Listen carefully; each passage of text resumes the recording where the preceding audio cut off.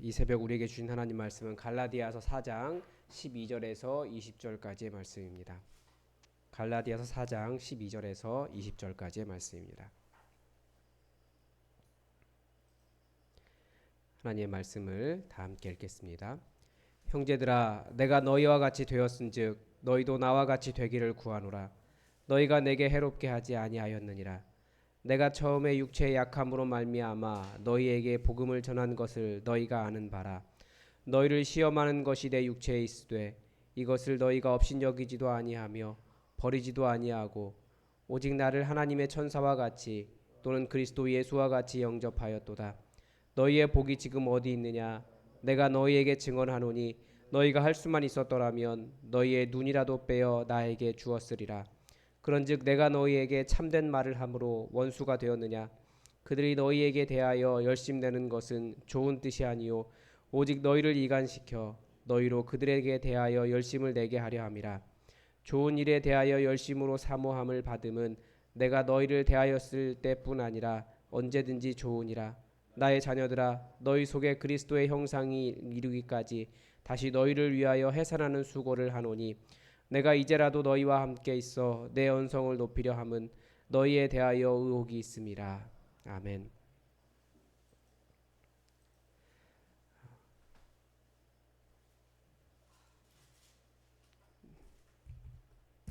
네. 이제 사도 바울이 지금까지는 앞부분에서는 어떤 논리적인 설득, 어떤 논증을 했다고 하면 이제는 어떤 감정적인 설득을 하고 있습니다.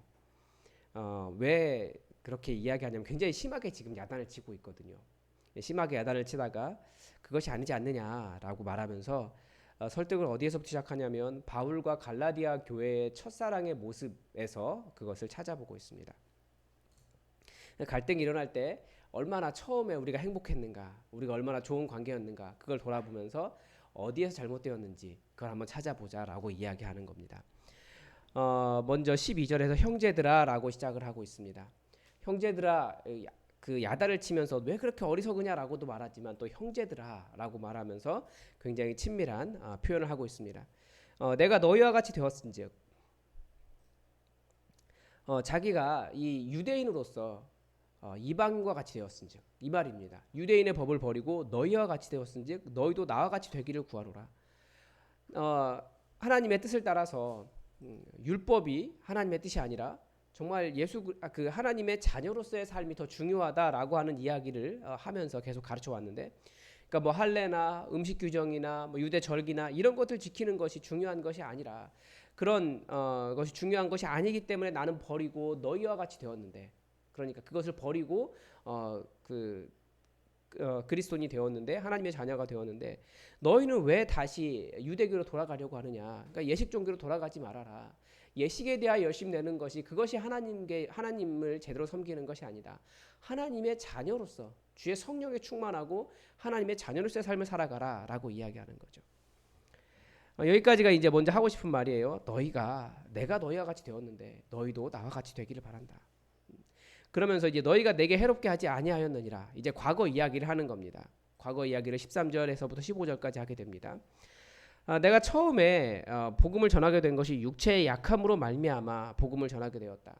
이제 많은 사람들이 뒤에 뭐 눈이라도 빼어줄 것처럼 그랬다. 이게 뭐 어떤 관용 표현으로 정말 뭐 간이라도 다 빼어줄 것처럼 그렇게 했다라는 의미로도 해석이 되지만, 어떤 사람들은 그것이 뭐 사도 바울이 가지고 있었던 어떤 안질, 그러니까 안과 질환 뭐 이런 것이라고도 이야기하고, 뭐 그 당시에 열이 나는 병들이 많았기 때문에 열병이라고도 이야기하고, 뭐 간질 뭐 이런 것들로 추측을 합니다.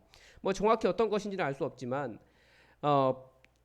중요한 건 사도 바울이 복음을 전한 것이 이 선교 여행을 하다가 너무 몸이 안 좋아서 갈라디아 지방에 머물렀었다라는 거죠. 그러면서 복음을 증거하게 되었다라는 겁니다. 14절에 보면 너희를 시험하는 것이 내 육체에 있으되, 전도자가 우리가 하나님 믿으면 이렇게 복을 받습니다 라고 은혜를 이야기해야 되는데, 그런 것들을 이야기해야 되는데 오히려 뭐라고 할까요? 병들어 있는 거예요. 그러니까 전도자의 시험거리에도 불구하고 이 갈라디아 교회가 순수하게 복음에 반응했다라는 거죠. 사도 바울의 어떤 문제, 사도 바울의 연약함 이런 것들에 반응하지 않고 복음의 메시지에 반응했다라는 거예요. 그렇게 해서 예수 믿게 되었는데 그러면서 이야기하죠. 너희가 나를 없이 여기지도 아니하였고 내가 병들었다고 나를 버리지도 않았고 정말 하나님의 천사처럼 그리스도 예수와 같이 나를 그렇게 귀하게 영접해 주지 않았느냐. 그런데 너희의 복이 어디 있느냐라고 물어봅니다. 다른 말로 하면 그때 우리 참 행복했었지라고 이야기하는 거예요. 비록 나는 병들었고 복음의 능력이 없는 사람처럼 보였는데 너희는 예수 그리스도의 복음에 반응했고 주의 영이 임했고 그래서 하나님의 자녀가 되었는데 그때 우리 정말 행복하지 않았느냐. 그런데 지금 그 행복함이 어디 있느냐. 그런 뜻입니다. 16절에서는 그런즉 내가 너희에게 참된 말을 함으로 원수가 되었느냐.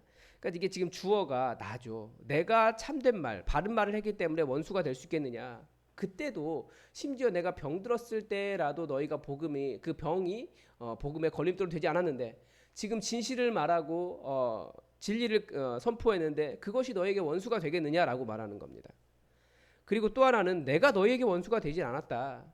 그런데 내가 진리를 이야기했는데 그때는 진리 이야기했을 때 내가 병들었음에도 나를 받아주었는데 왜 지금은 진리를 이야기하는데 왜 너희는 내게 원수가 되려고 하느냐라고 지금 사도 바울이 설득을 하고 있는 겁니다. 이게 예식 종교의 무서움이에요.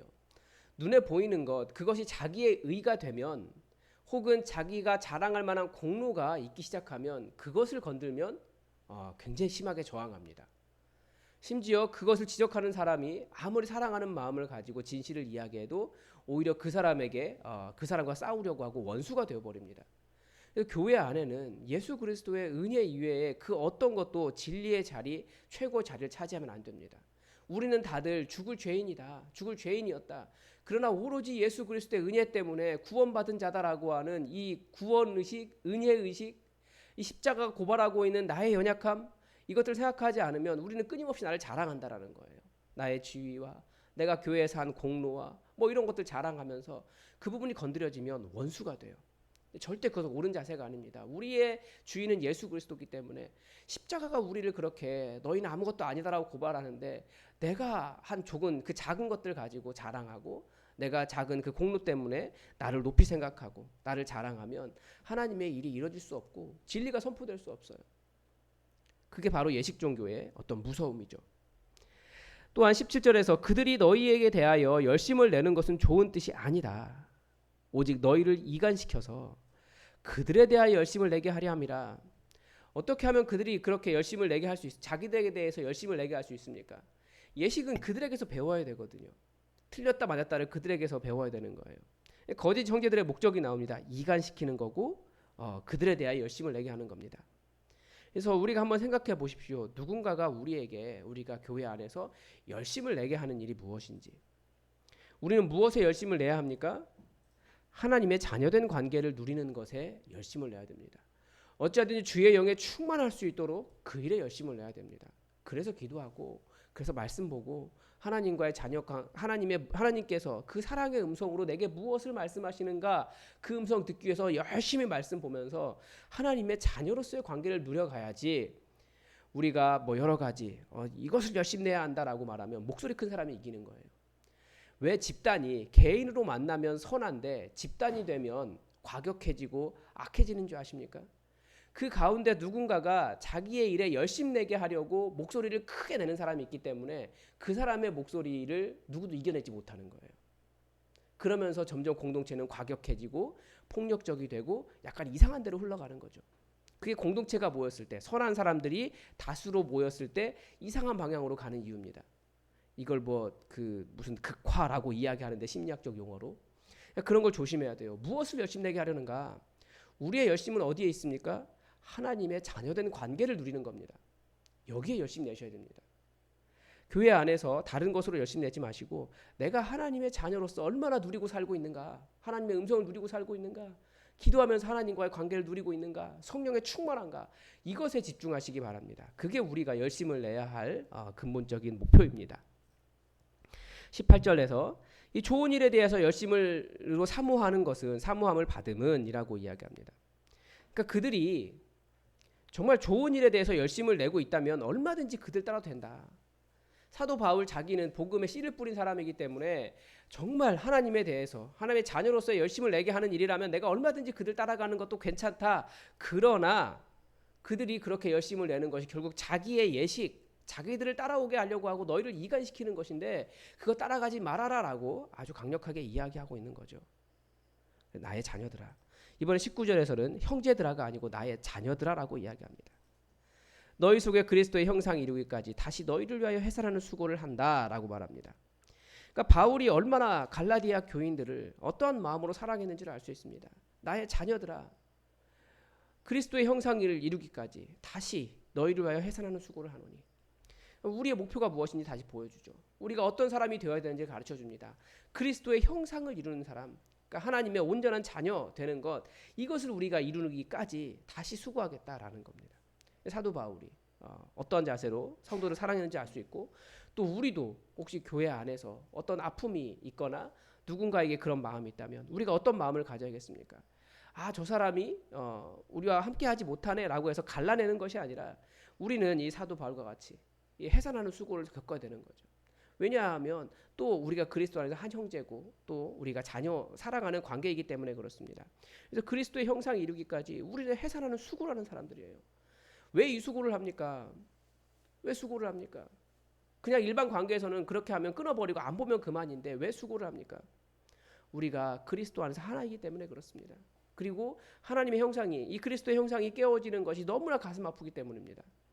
왜냐하면 자녀는 그래요. 아니, 부모는 그래요. 부모는. 그래서 우리가 모두 부모의 마음을 가져야 됩니다. 그래서 정말 아픈 일에 대해서 부모의 마음으로 우리가 자녀가 잘못 가면 어떻게든지 자녀를 끌어다가 그 자녀들을 바른 자리에 돌리려고 하지 않습니까? 우리가 그런 마음으로 그렇게 교회를 위해서 또 성도들을 위해서 또 믿지 않는 자들을 위해서 우리가 해산하는 수고를 할 때야 그리스도 형상이 이루어질 수 있습니다. 이 갈라디아 교회도 성령 충만했다라고 이야기하고 복음을 영접했다라고 하는 교회인데 이런 교회도 그렇게 될 수 있습니다. 그러함에도 불구하고 우리는 오죽하겠습니까? 우리가 이럴 때 더욱더 가슴 아프게 해산하는 수고를 감당하며 그리스도의 형상을 이루기까지 우리가 아버지의 마음을 가져야 될 겁니다. 20절에서 이건 이제 구문의 문제인데요. 이제라도 너희와 함께 있어 내 언성을 높이려 하면 너희에 대하여 의혹이 있음이라라고 이야기하는데 이 의혹이라고 하는 단어가 동사로는 내가 너무나 당황하고 있다라고 하는 뜻입니다. 내가 왜 이렇게까지 하는 줄 아느냐? 내가 너무나 당황스럽다. 그겁니다. 너희가 복음을 받아들여서 자유한 사람이 되었는데 왜 다시 예식 종교로 돌아가고 그런 천박한 초등학문으로 돌아가느냐? 너희를 구원하지 못하는 아무런 능력 없는 종교로 돌아가려고 하느냐? 다시 성령에 충만한 그리스도인이 되어라. 하나님의 자녀가 되어라. 내가 너무나 당황하고 있다. 지금 그 얘기하고 있습니다. 이런 내용입니다. 여러분 오늘도 성령님께서 이 말씀을 통해서 여러분에게 무슨 말씀을 하셨습니까? 여러분 그 음성 붙잡고 하나님의 하나님 되심이 여러분의 삶에 나타나도록 또 하나님께서 도전하신 일에 대해서 여러분 기도하면서 여러분의 삶의 순종함으로 이뤄갈 수 있도록 다 함께 기도하시기 바랍니다. 기도하겠습니다.